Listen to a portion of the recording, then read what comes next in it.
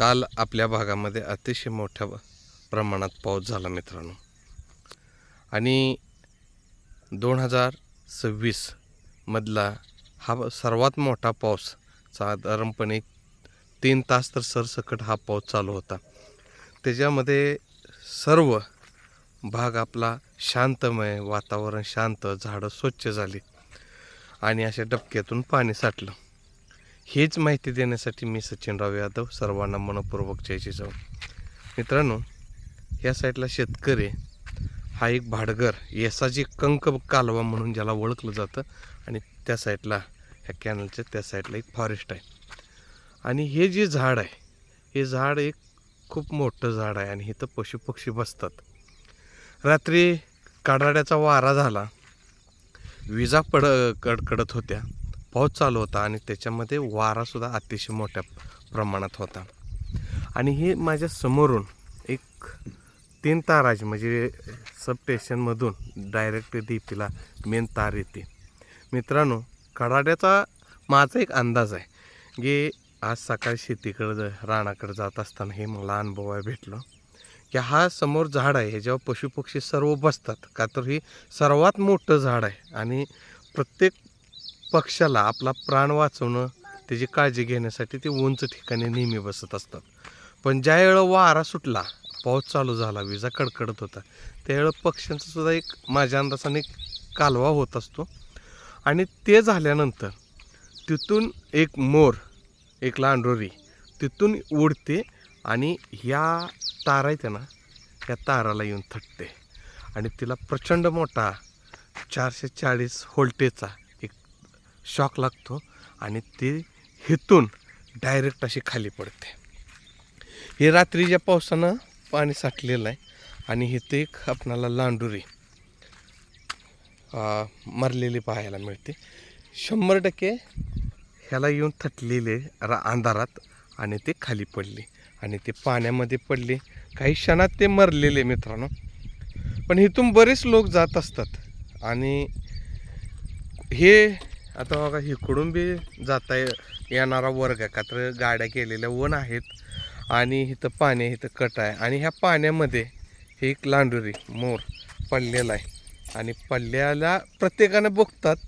पण एक आहे की मोर हा आपल्या भारताचा एक राष्ट्रीय पक्षी आहे आणि हा पक्षी कोण मारलं की त्याच्यावर एक गुन्हा दाखल होतो आणि तो गुन्हा दाखल होतो या भीतीपोटी. मित्रांनो, अशा मृत झालेल्या लांडोरीला कोणसुद्धा हात लावत नाही. हो, म्हणजे आपल्या देशातला जो कायदा आहे ना, तो कायदाच्या भीतीनं एखादा जर माणूस मारायला लागला तर त्याला कोण मदत करत नाही. मित्रांनो, मला खूप वाईट वाटलं, का तर एक 10-12 लांडोरे आहेत या भागात आपल्या आणि जे नेहमीचे लोक आहेत त्यांना अजिबात ह्या लांडोऱ्या भेट नाहीत. माझ्यापासून साधारणपणे 20-25 फुटापर्यंत जर मी गाडीवर चाललो तर अजिबात ते भेटसुद्धा नाही, उडतसुद्धा नाहीत. चालत जरी असला तरी ते आपणाला बघून तिथं थांबतात, का तर रोजचा माणूस त्यांच्या नजरेत असतो. आणि दुसरी गोष्ट मित्रांनो, एक मला एक अनुभव आला की ह्या उंच झाडावर जर मोर असेल आणि ह्या रस्त्याला जर खाली ह्या भागामध्ये एक लांडोऱ्या फिरत असतील आणि अचानक एक वेगळा माणूस आला, प्राणी कुठला आला, तरी मोर तो कुठून त्यांना आवाज देतो की तुम्ही आणि त्या आवाजानं हे लांडोऱ्या सैरावैरा होऊन एका निर्जन ठिकाणी जाऊन आपला जीव वाचवतात मित्रांनो.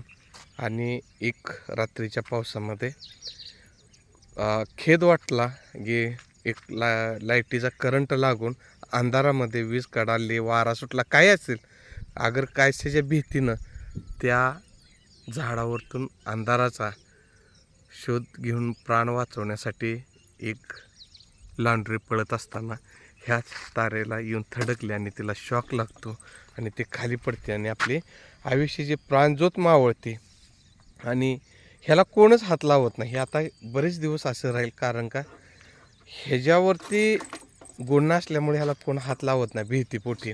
मित्रांनो, ह्यांना एक सन्मान मिळाला पाहिजे आहे.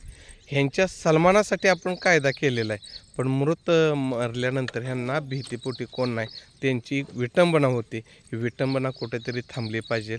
आणि मी इथंच थांबतो. सर्वांना मनपूर्वक जय जिजाऊ. आता मी ही जे जवळ जातो मित्रांनो, ही कशानं मरले काय मरले हे बी तुम्हाला दाखवतो. आता हिला उचलू आपण. वजा आहे मित्रांनो हिच्यामध्ये, आणि तिला एक स्वच्छ चांगल्या ठिकाणी ठेवण्याचा प्रयत्न करतो मी. पण ही का मरली, कशासाठी मरली हे बी दाखवून देतो तुम्हाला मित्रांनो. आता सध्या इथे एक स्मेल येतोय आणि तो वास ह्याचा आहे, पंख जाळलेला आहे. आता माझ्यासमोर ह्या लांडोरीला हे पंख आहे तिचे, आणि हे कोरी जागा दिसते, ह्या ठिकाणी तिला शॉक लागलेला आहे. आणि शॉक लागल्यानंतर जे पार्किंग होतं त्याच्यामध्ये ही केस पूर्ण जळलीत तेव्हा, आणि हे पूर्ण केस जळलीत. तिला फार मोठा एक शॉक लागला आणि ती मरलेली आहे मित्रांनो. इथं नंतर इथं बी एक शॉक लागला इथून. आणि एक आहे की पशु प्राण्यांना शॉक लागल्यानंतर एक शरीराला होल बी पडतं. हे जे या ठिकाणी होल पडलेलं आहे मित्रांनो, दिसते तुम्हाला. आणि ही जी प्राणमाल्या ही पूर्ण केस जळालेले, पंख जळालेले ते त्याचे. आज आपण किती असं धरून आणल्यागत त्याचं मुंडकं दिसतंय. तिचा तोरा बघितला का, हे तोरा आहे, इतका छान आहे, जाम आहे मित्रांनो. आणि हे सुद्धा भयानक मोठ्या प्रमाणात केस जळालेले आहे त्याचे. या वास भरपूर येतो माझ्या अंदाजानं. हिथंच तिची पुढची बाजू ताराला येऊन थटलेले, ह्या भागातसुद्धा केस जळालेत आणि वास केस जळालेला भरपूर येतो इथं.